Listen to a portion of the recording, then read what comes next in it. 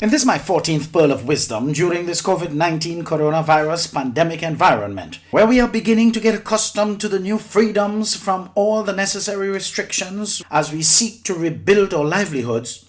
This time must be truly humbling indeed.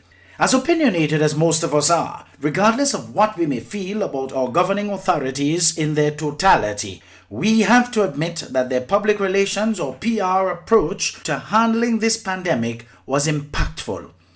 Our security authorities rose to the occasion to protect and serve, as their motto suggests, while our health authorities rose to the occasion to do what was necessary to take care of business. No point in pointing to any anomalies, as everything comes with positives and negatives, and it has to do with what we choose to focus on.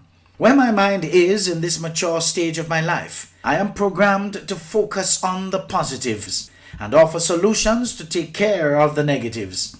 Enough said on that, because, as I have learnt, happiness is a decision, and it depends on what we choose to focus on in life. The story is told of John, who was 92 years old and blind, but he was just as sharp as he could be when his wife Eleanor passed on. He did not feel that he should live alone, so John decided to move into a nice senior's home. On the morning of the move, he was up and fully dressed by 8 a.m. As always, the elderly gentleman looked impeccable, with his hair perfectly combed and his face clean shaven. A cab picked him up and took him to the senior's home. John arrived early, as was his habit, and waited several minutes before a young aide, Miranda, came to show him to his new room. As John maneuvered his walker through the hallways, Miranda described his room in great detail. She said sunlight came in through a big window, and there was a comfortable couch and a nice desk area. Right in the middle of her description, John interrupted her and said, "I love it, I love it, I love it." Miranda laughed and said, "Sir, we're not there yet. You haven't even seen it yet. Hold on just a minute, I'll show it to you." John said, No. You don't have to show it to me.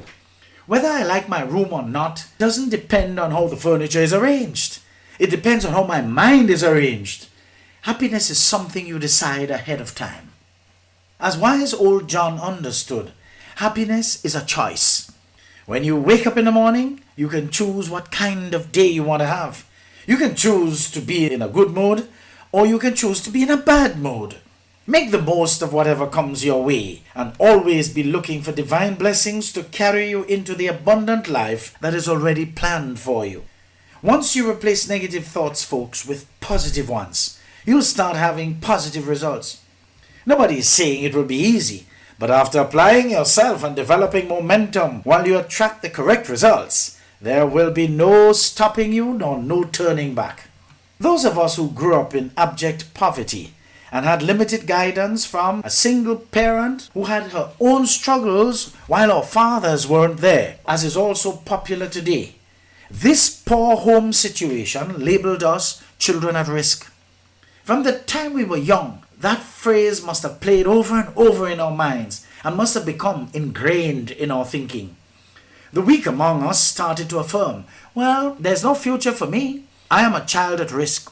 They continued to fit right in with the crowd and saw to it that everyone around them was defeated, depressed, and addicted to something. You see, they adapted to their environment, and their lives followed their thoughts. They believed they were at risk, and they became at risk. The message here is clear, folks, because if you believe you are at risk, you would surely become at risk.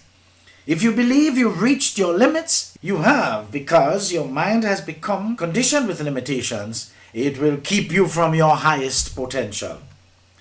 But if we understand that we are not children at risk, but instead children at possibility, full of potential, smart and talented, there's so much we can become. The stronghold of this negative self-talk, which we embraced because of the negative aspersions that were cast on us, must be broken in our thinking. We need to recondition our minds. You can become a worthy positive example of a life that has turned around from being at risk to that of being at possibility. People around you may be fine with being average, having little or no goal at all, working at an okay job. Don't let that spirit rub off on you. That's not who you are. You were born to be the exception. You're not limited by your education, by how you were raised, or by that environment. You were born to increase and to rise higher. You were born to go to the next level and not to settle where you are. If you're in any company that has a problem with your ambition to move up in life, you need to change company. The energies you require to rise need no distraction, as it really takes all you've got to rise and make something of yourself. If you remove the negative people from your life, trust me, positive people will fill their places. If your inner circle of friends are holding you back by only being with you and not for you, if you find that it takes constant effort to win their support and encouragement, they likely don't understand your destiny. When you get around true friends, people who genuinely believe in you and your dreams, they won't be jealous of your gifts and talents. They won't constantly question who you are. They won't constantly try to talk you out of your dreams. For your true friends would help you polish your pearls. They will give you ideas, connect you with the right people that they know. They'll surely help push you farther along. Stop wasting time with people who don't value your gifts or appreciate what you have to offer. Go find the love and stay where the love is. Remember, time is a precious resource, which when you give away, you will never get back.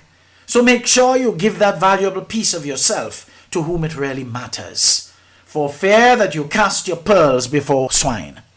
Those closest to you should celebrate who you are, faults and all, and be happy when you succeed. They should believe in the very best for you. If that does not describe those in your inner circle, move them out and be friends from a distance. Your time ought to be too valuable for you to spend with people who are not 100% for you. When you have a strong upbringing, you would realize that the trials you would have endured at the hands of your single parent, and in the case of the very few who are blessed with functional parents, helped to fashion you in that indomitable value-centered spirit that you are today. You can't help but be the at-possibility person that you are meant to be instead of the at-risk person you were conditioned to think you are. Because that positive attitude development happened to have begun at home. You can only become what you were destined to become by minding your own business and paying attention always to what is important to you, regardless of the reactions of others, to your unlimited possibilities.